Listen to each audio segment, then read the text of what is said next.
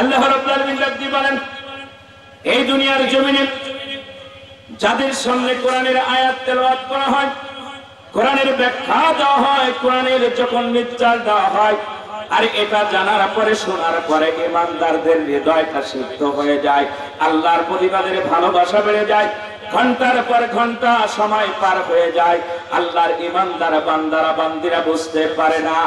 আল্লাহ রাব্বুল আলামিন ডাক দিয়ে বলে, এরাই হলো ইমানদার, এরাই হলো প্রকৃত ইমানদার।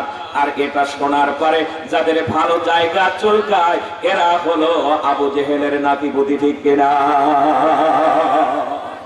আচরণ কাল থাকবে আবু জেহেলের নাতিপুতিরা, কিন্তু মুহাম্মাদের উত্তরসূরিরা, আবু বকর ওমরের উত্তরসূরিরা, খালিদ বিন ওয়ালিদের উত্তরসূরিরা হাসির কাছে যেতে রাজি আছে, কোরআন থেকে দূরে সরে যেতে রাজি নাই। অপনৌকন দিয়ে তাদেরকে বিভিন্ন ভাবে পরাস্ত করতে পারে, কিন্তু এরা জালেমদেরকে কখনো জান্নাতের সার্টিফিকেট দিবে না, জান্নাতের সার্টিফিকেট দিবে না, বাতিলের কাছে মাথা নত করবে না, জেলখানার ভিতরে শহীদ হবে, কিন্তু কোন প্ররোচনায় তারা কান দিবে না, ঠিক কিনা?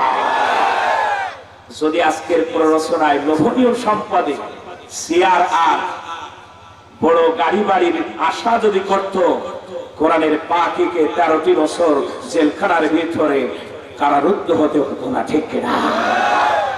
অতএব যারা এগুলোকে অ্যাকসেপ্ট করেছে, আমার আল্লাহ রাব্বুল আলামিন তাদেরকে দিয়ে জাহান্নাম সর্বপ্রথম উদ্বোধনটা করবে, ঠিক কিনা? বিশ্বনবী সাল্লাল্লাহু আলাইহি সাল্লামকে আল্লাহ পাক যখন মেরাজ করিয়েছিলেন, সেই সময় রাসূল বলেন, আমি একটু জাহান্নাম দেখতে চাই। জাহান্নাম দেখতে চেয়ে দেখে সর্বপ্রথম হাবিয়া দোজখের চতুর্পাশে সব বড় বড় গাররা গাররা মাল, গাররা গাররা, বুঝেন নাই? হাব্বা জুব্বা খাব্বা, এরপরে মাসা, তারপরে খাসা।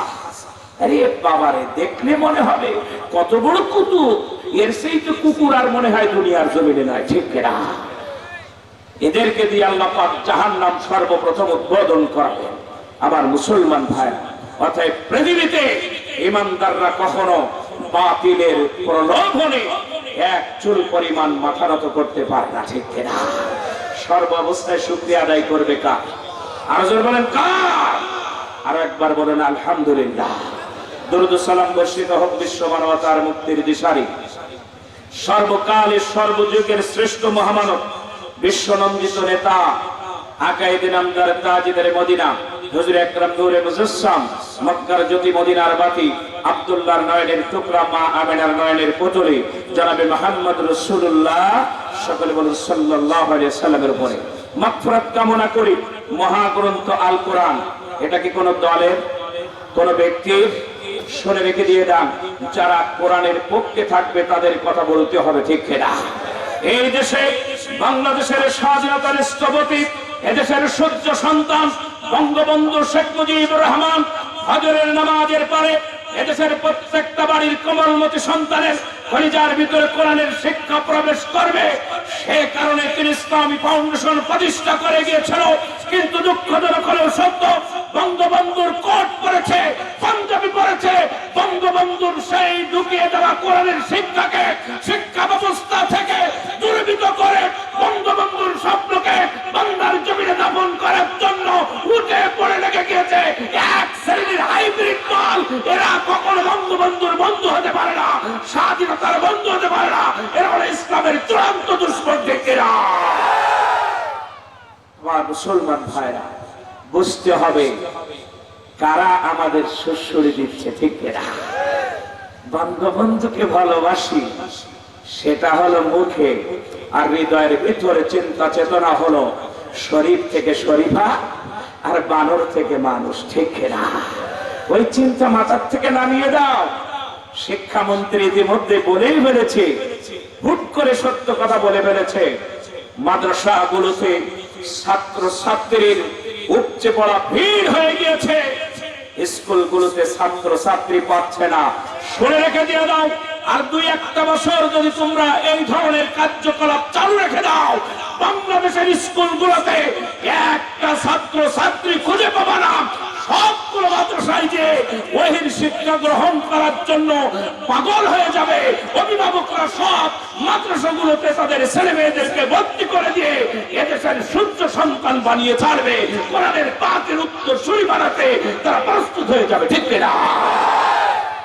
আমার মুসলমান ভাই, কথায় এই সমস্ত গোপাশাগুলোকে বাদ দাও। যারা বলে খেজুরের পরিবর্তে কুল দিয়ে ইফতার করো, তুমি কি দিয়ে ইফতার করো জনগণ দেখবে। কুল যদি গালে দিয়েছো, খেজুর যদি গালে দিয়েছো, পাট মন্ত্রীর পরিণতি তোমার হবে, টাকলা মোরাদের পরিণতি তোমারও হবে, ঠিক না? শুনে রেখে দিয়ে দাও, মনে করো না আর ভেবো না এদেশের জনগণ ঘুমিয়ে আছে, এরা জেগে জেগে ঘুমাচ্ছে। একবার যদি জাগ্রত হয় তোমার খুঁজে পাওয়া যাবে না, খুঁজে তোমাকে বঙ্গোপসাগরতে না হলে ডাস্টবিনের ভিতরে তোমার খুঁজে পাওয়া যাবে, ঠিক না? আমার মুসলমান ভাইরা রাগ করতেছে নাকি? অতএব কোরআনের জন্য যারা জীবন দিল, রক্ত দিল, অর্থ দিল, শ্রম দিল, মেধা দিল, আল্লাহ রাব্বুল আলামিন তাদের এই ত্যাগ এবং কোরবানিকে কবুল মঞ্জুর করে বলুন আমিন। আর জোরে বলুন আমিন। আমি আপনাদের সামনে সূরাতুল আনকাবুত, কোন সূরা? সূরাতুল আনকাবুত এর 2টা আয়াত তেলাওয়াত করেছি। সূরাটি মক্কায় অবতীর্ণ, 29 নম্বর সূরা, 20 নম্বর পারা, মক্কায় অবতীর্ণ, 69টা আয়াত, 7টা রুকু।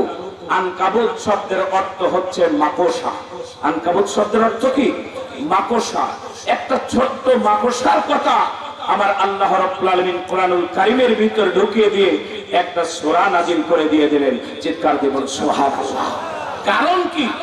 এর কারণ হচ্ছে এই পৃথিবীতে যারা আল্লাহর দ্বীনের পক্ষে থাকবে, আল্লাহর নবীর পক্ষে থাকবে, আলেম ওলামাদের বিপদের মুহূর্তে তাদের পাশে থাকবে, আল্লাহ রাব্বুল আলামিন তাদের সম্মান বাড়িয়ে দেবে। এক চুল পরিমাণ সম্মান কমিয়ে দিতে পারে না, পারে না, ঠিক কিনা? কথা কার? আরো জোরে বলেন কার? আল্লাহ রাব্বুল আলামিন ডাক দিয়ে বলেন, ওয়া তু'ইজ্জু মান তাশাউ ওয়া তুযিল্লু মান তাশাউ বিয়াদিকাল খায়র ইন্নাকা আলা কুল্লি শাইইন কাদির। আল্লাহ রাব্বুল আলামিন ডাক দিয়ে বলেন, পৃথিবীর জমিনে যাদের আমি সম্মান দিয়েছি তাদেরকে অপমানিত করি না, যাদের অপমান করি তাদের সম্মান দেই না। কোরআনের পাখিকে তারা ঢাকায় জানাজা করতে দেবে না। আল্লাহ পাক ডাক দিয়ে বলেন, মক্কা মদিনা সহ গোটা দুনিয়ার জমিনে মানুষেরা পাগল পারা হয়ে গায়েবী জানাজা করবে, ঠিক কিনা? অতএব ঠেকাতে পারবে না। যারা এই পৃথিবীতে জুলুম করেছে, শুনে রেখে দিয়ে দাও, আজ পর্যন্ত একজন জালেম সম্মান নিয়ে দুনিয়া থেকে বিদায় হতে পারে নাই। কাউকে আল্লাহ পানিতে চুপিয়েছে, কাউকে জুতাপিটা করেছে, কাউকে ছোট্ট ছোট্ট বাচ্চা দিয়ে আল্লাহ জাহান্নামে পাঠিয়েছে, ঠিক না? অতএব একজনও সম্মান নিয়ে বিদায় হতে পারে না। প্রত্যেকটা জালেম পৃথিবীর জমিন থেকে অপমান অপদস্থ হয়ে বিদায় হয়েছে, ঠিক কিনা? আমার মুসলমান ভাইরা, জুলুম করো না। আল্লাহ তোমাদের শানে 1450 বছর আগে কোরআনের আয়াত নাযিল করে দিয়েছে। আল্লাহ রাব্বুল আলামিন ডাক দিয়ে বলেন, ইন্নাল্লাযীনা ফাতানুল মুমিনিনা ওয়াল মুমিনাতি সুম্মা লাম ইয়াতুবু ফালাহুম আযাবু জাহান্নাম ওয়া লাহুম আযাবুল হারিক। আল্লাহ পাক ডাক দিয়ে বলেন, এই পৃথিবীতে যারা ঈমানদার নারী এবং পুরুষের উপরে অন্যায়ভাবে জুলুম করেছে, নির্যাতন করেছে, টর্চার করেছে, মামলা দিয়েছে, হামলা দিয়েছে, মালামাল করক করেছে, মিথ্যা ট্রাইব্যুনাল, মিথ্যা সাক্ষী, মিথ্যা আইনজীবী, মিথ্যা বিচারপতি নির্ধারণ করেছে, এরা যদি তওবা করে আল্লাহর দ্বীনের পথে ফিরে না আসে, আল্লাহ রাব্বুল আলামিন ডাক দিয়ে বলেন, এদের জন্য জাহান্নামের আযাব, এর চাইতে শক্ত আযাবের ব্যবস্থা আমার আল্লাহ পাক নির্ধারণ করেছে, ঠিক কিনা? অতএব পৃথিবীতে যারা অন্যায়ভাবে নিরীহ মুসলমান ইমানদারদের উপরে অত্যাচার করেছে, আমার আল্লাহ রাব্বুল আলামিন অবশ্যই অবশ্যই তাদেরকে পৃথিবীর জমিনে যদি তওবা করে ফিরে না আসে, জাহান্নামে এর চাইতে কঠিন আযাবে গ্রেফতার করবে, কেউ ঠেকাইতে পারবে না, ঠিক না? আমার মুসলমান ভাই, অতএব চিন্তা করবেন না, আমরা কখনো আপনাদের দুশমন নয়, আপনাদের শত্রু নয়, আপনাদের বন্ধু। অতএব ফিরে আসেন কোরআনের পথে। আমরা চাই আমরা একসাথে আল্লাহর জান্নাতে যেতে, ঠিক কিনা?